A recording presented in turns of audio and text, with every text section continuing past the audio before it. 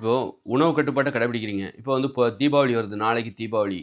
அப்ப நீங்க ஒரு உணவு கட்டுப்பாட்ட கடைபிடிக்கும்போது, என்னால தீபாவளிய கொண்டாட முடியல. நெறைய பேர் சுவையா சாப்பிடுறாங்க. அப்ப நீங்க தீபாவளிக்கு உங்க உணவு கட்டுப்பாட்டுக்கு விடுமுறை விட்டுருங்க. உணவு கட்டுப்பாட்டுக்கு நம்ம விடுமுறை விடணும். இந்த மாரி தீபாவளி வருது.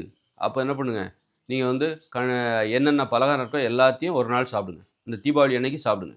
சாப்பிட்டு மறுநாளே நீங்க என்ன பண்ணணும், வழக்கமான உணவு கட்டுப்பாட்டுக்கு வந்துரணும். அதனால அப்போ இந்த ஏக்கங்கள்லாம் இல்லாம இருக்காது. இந்த ஏக்கங்கள்ல என்னடா நம்ம இந்த சுவையான பலகாரங்கள்லாம் இந்த காலத்தில தான் கிடைக்கும். இதெல்லாம் கடந்த காலங்கள்ல கிடைக்கல. நெறைய இப்போ கேக் இதெல்லாம் கடந்த காலங்கள்ல கிடையாது. ஒரு 100 வருஷத்துக்கு முன்னாடி கிடையாது. அல்லது 300 வருஷத்துக்கு முன்னாடி கிடையாதுன்னு வச்சுக்கோங்க. அதனால இந்த காலத்தில இதை அனுபவிக்க வேண்டும் என்கிற ஆசையும் நமக்கு இருக்கு. இத அனுபவிச்சும் ஆவணும். அப்ப அத அனுபவிக்கணும். அதே நேரத்தில நம்ம ஆரோக்கியத்தையும் பாதுகாத்துக்கணும். அதுக்கு தான் உணவு கட்டுப்பாடு. ஆரோக்கியமாக வாழ்வதற்கு தான் உணவு கட்டுப்பாடு. அதே நேரத்தில இந்த காலத்தில் மட்டுமே கிடைக்கிற இந்த உணவுகள். இந்த ஜிலேபி, லட்டு, அல்வா இதெல்லாம் இந்த காலத்தில் மட்டுமே கிடைக்கக்கூடியது. அப்படின்னா, இது எதிர்காலத்தில கிடைக்காது. 2040ல இந்த உலகம் ஃபெயிலியர் ஆக போகுது. எதிர்காலத்தில நம்ம பச்சை காரியா தான் சாப்பிட போறோம். உப்பெல்லாம் கூட கிடைக்காது. சமைச்சு சாப்பிட போறதில்ல. அப்போ கடந்த காலங்கள்லயும் இந்த மாதிரியான இன்னைக்கு இருக்கிற நெறைய உணவுகள், பீஸா, பப்ஸு இதெல்லாம் கடந்த காலங்கள்ல கிடைக்காது. இப்ப தான் நமக்கு கிடைக்குது. அப்படிங்கும்போது இந்த காலத்தையும், இந்த காலகட்ட உணவுகளையும் நம்ம அனுபவிக்கணும். அதுக்காக அத அனுபவிக்கிறோங்க பேர்ல நம்ம ஆரோக்கியத்தை இழந்துறக்கூடாது. நோய்வாய்ப்பற்றக்கூடாது. அதற்கு அடிமையாகி விடக்கூடாது. இந்த இந்த காலகட்டத்தில் மட்டுமே கிடைக்கிற இந்த உணவுகளுக்கு நம்ம அடிமையாகி விடவும் கூடாது. என்னால உணவு கட்டுப்பாடே இல்லாம இந்த உணவுகளை சாப்பிட்டு அடிமையாகி விடவும் கூடாது.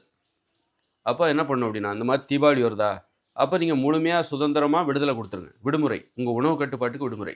அந்த ஒருத்தர விட்டுட்டாலே என்னால திரும்பவும் வர முடியல அப்படிங்கிற பிரச்சனைலாம் இருக்குங்க. இப்ப நான் உணவு கட்டுப்பாட கடைபிடிக்கிறேன். சரி ஒரு நாள் தீபாவளி தானே அப்படின்னு சொல்லி, இந்த உணவு கட்டுப்பாட்ட விட்டுட்டு, தீபாவளி அன்னைக்கு எல்லா பலகாரத்தையும் நீங்க சாப்பிடுறீங்க. சரி மறுநாள் திரும்ப வரணும்னா வர முடியாது சிலரால. பெரும்பாலானவங்களால வர முடியாது. பெரும்பாலானவங்களால உணவு கட்டுப்பாட்டே கடைபிடிக்க முடியாது. வர முடியாம தான் அங்க மாட்டிக்கிட்டு கிடக்காங்க. அப்போ சிலர் தான் ஒரு குறிப்பிட்ட 1, 2 பேர் தான் கஷ்டப்பட்டு முயற்சி பண்ணி உணவு கட்டுப்பாட்ட கடைபிடிக்கிறாங்க. கொஞ்சம் மன உறுதி படைத்தவர்கள். அப்ப அப்படிப்பட்டவங்கள்லயும் சில பிரச்சனை இருக்கு. இந்த மாரி உணவு கட்டுப்பாட்ட பிரேக் பண்ணாக்கா, மீண்டும் திரும்ப வர முடியல. அப்படியே இழுத்துக்கிட்டே போகுது. இன்னைக்கு ஒரு நாள் தானே, தீபாவளி தானேன்னு நான் சாப்பிடுறேன். அப்புறம் அது அடுத்தடுத்த நாள்களுக்கு என்னை இழுத்துக்கொண்டே செல்கிறது.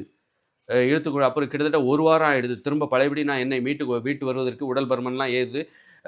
அப்புறம் அந்த பயம் திரும்பவும் உணவு கட்டுப்பாட்டை கடைபிடித்தே ஆக வேண்டிய கட்டுப்பாட்டுக்குள்ள நான் திரும்பவும் வரேன். அதுக்கு 1 வாரம்கிட்ட ஆயிடுது. உடனே என்னால பிரேக் பண்ண முடியல. அப்படிப்பட்ட நிலையும் இருக்குது. அதுவே உண்மைன்னு நெனச்சுக்காதீங்க. உங்களால இப்ப என்னால என்ன எடுத்துக்கிட்டீங்கன்னா, நானும் அந்த மாரி பாதிக்கப்பட்டேன். ஸோ ஒரு நாள் பிரேக் பண்ணா அப்படியே இழுத்துக்கிட்டே போயிடும். திரும்ப மீண்டு வர்றது கஷ்டம். ஆனா இன்னைக்கு பார்த்துக்கிட்டீங்கன்னா, இப்ப நாளைக்கு இன்னை வரைக்கும் நான் உணவு கட்டுப்பாட்ட கடைபிடிக்கிறேன். நாளைக்கு பார்த்தீங்கன்னா தீபாவளி.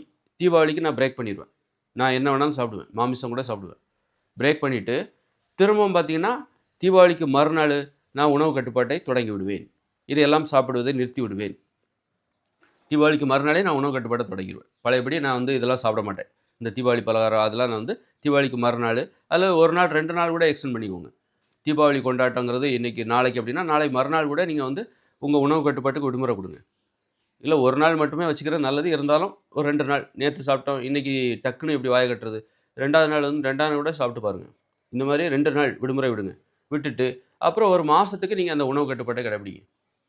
இந்த மாரி ஏதாவது டூர் போறீங்க. அப்போ உணவு கட்டுப்பாட்டுக்கு விடுமுறை விட்டுருங்க. இல்ல நான் சோறு சாப்பிட மாட்டேன், பிரியாணி சாப்பிட மாட்டேன், பப்ஸு சாப்பிட மாட்டேன், எ பஜ்ஜி சாப்பிட மாட்டேன்னு டூர் போம்போது கடைபிடிக்காதீங்க. டூர் போறது ரொம்ப கஷ்டமான விஷயம். கஷ்டமான விஷயத்த கஷ்டமான நடைமுறைகளை பின்பற்றும்போது அது ஒரு எனர்ஜி தேவை. நிறைய இடங்கள்ல அலையணும். அப்போ அப்போ அந்த விஷயத்துல தான் நீங்க கவனம் செலுத்தணும். உணவு கட்டுப்பாடு என்பது அதில கவனம் செலுத்திக்கிட்டே இருக்கணும். உணவு கட்டுப்பாட்டுல கவனம் செலுத்தணும். அதுக்கு தகுந்தாற் போன்று ஒரு எளிமையான வாழ்க்கை வாழணும். ஆனா நம்ம டூர் போறதெல்லாம் பார்த்தீங்கன்னா, கொடைக்கானல், ஊட்டிக்குலாம் போவீங்க. ரொம்ப தூரம் போவீங்க. அப்போ நீங்க உணவு கட்டுப்பாட்ட கடைபிடிக்கீங்க. விடுமுறை விட்டுருங்க. இந்த மாரி தான் உணவு கட்டுப்பாட்ட அப்போ உணவு கட்டுப்பாடு என்பது ஒரு எளிதான ஒரு விஷயமா மாறுது. அது வாழ்நாள் முழுதும் நான் டீயே குடிக்கக்கூடாதா? காப்பியே குடிக்கக்கூடாதா? அல்வாவே சாப்பிடக்கூடாதா? பூரி, பொங்கல், தோசையெல்லாம் வாழ்நாள் முழுதும் சாப்பிடக்கூடாதா? வேண்டாம்ப்பா அப்படிப்பட்ட உணவு கட்டுப்பாடு. அப்படின்னு தான் உணவு கட்டுப்பாட்ட பார்த்து பயப்படுறாங்க. அப்படியெல்லாம் ஒண்ணும் கிடையாது. நீங்க இந்த மாரி விடுமுறை விடணும். அப்போ நான் சாப்பிடலாம். ஆனா சாப்பிடக்கூடாது. ஒரு 30 நாளைக்கு நான் சாப்பிட மாட்டேன். அப்புறமா ஒரு 2 நாளைக்கு விடுமுறை. இந்த மாரி டூர் வரும்.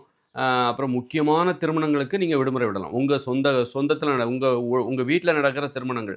அப்போ நீங்க அந்த எல்லா திருமணத்துக்கும் போயிட்டே இருப்பீங்க. டெய்லி ஒரு நாள் விட்டு ஒரு நாள் திருமணம் வந்துகிட்டே இருக்கும். திருமண வீட்டுக்கெல்லாம் போம்போது உங்க உணவு கட்டுப்பாட்டுக்கு விடுமுறை விட்டுறாதீங்க. முக்கியமான திருமணம். அதுவும் உங்க உங்க வீட்ல நடக்கிற ஒரு திருமணமா இருக்கா? அப்போ நீங்க அந்த உணவு கட்டுப்பாட்டுக்கு விடுமுறை விடுங்க. எல்லா திருமணங்களுக்கும் விடாதீங்க. எல்லா நிகழ்ச்சிகளுக்கும்.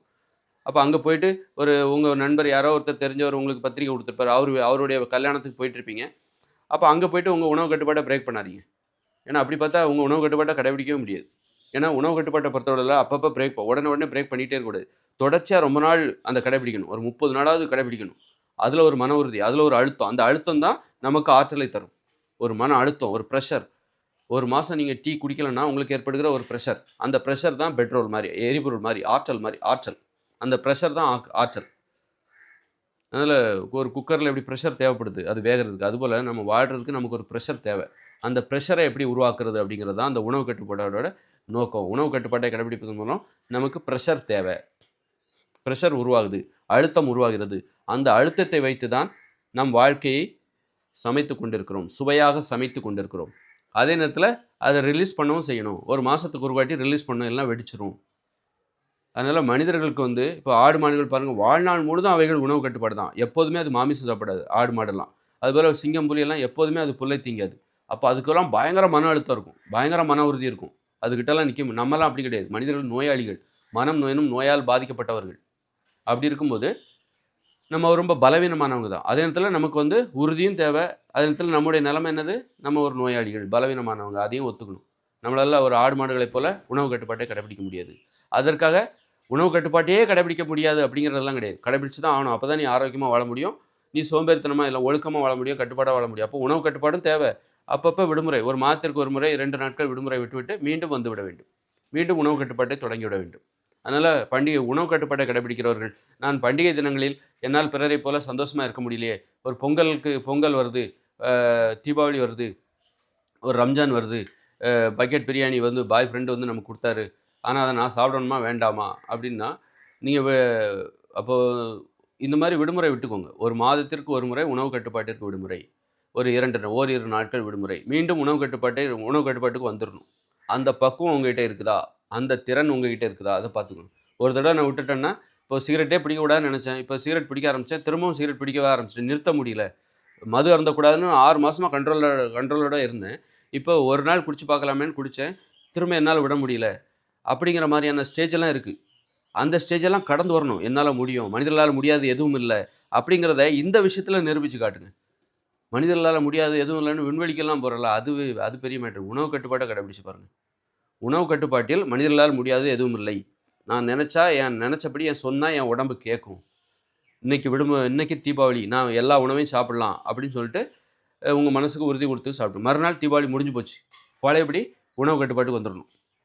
பழையபடி நான் எதை சாப்பிடக்கூடாதோ அதை சாப்பிடக்கூடாது, எதை சாப்பிட வேண்டுமோ அதை சாப்பிட வேண்டும். இந்த மாதிரி உணவு கட்டுப்பாட்டை கடைபிடிக்கும் போது, இப்போ தீபாவளிக்கு நீங்கள் நல்லா சாப்பிட்டீங்க, உணவு கட்டுப்பாட்டுக்கு விடுமுறை, எல்லா பலகாரத்தையும் சாப்பிட்டீங்க.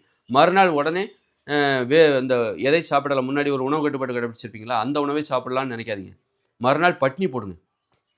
இந்த மாதிரி நீங்கள் நல்லா உணவு கட்டுப்பாட்டுக்கு விடுமுறை விட்டுட்டு தீபாவளி பலகாரம் எல்லாத்தையும் சாப்பிட்டீங்களா, இப்போ மறுநாள் என்ன பண்ணணுன்னா, மறுநாள் கட்டுப்பாடான உணவுகளுக்கு மாறக்கூடாது, பட்டினி போட்டுருங்க. அதான் சிறந்த உணவு கட்டுப்பாடு.